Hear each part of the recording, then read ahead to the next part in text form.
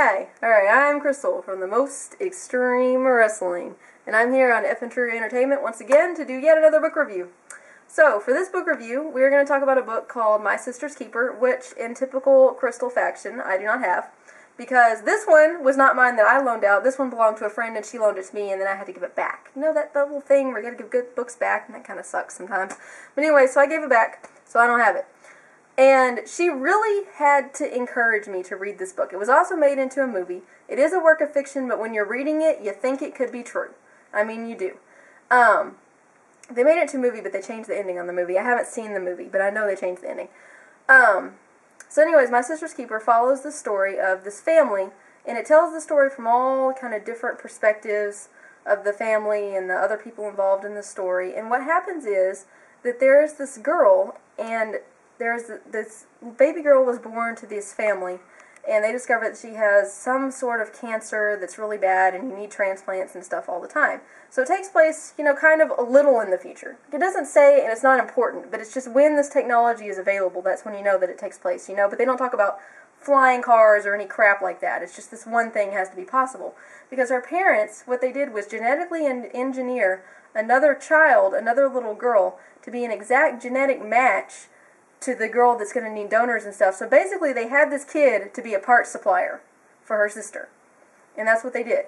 And then the story starts, and I'm not giving too much away here. The story starts with the girl, Anna.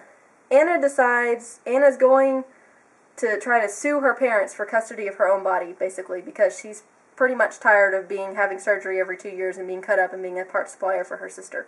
So that's how it starts. And what it follows through with, there's an older brother and the father and the mother.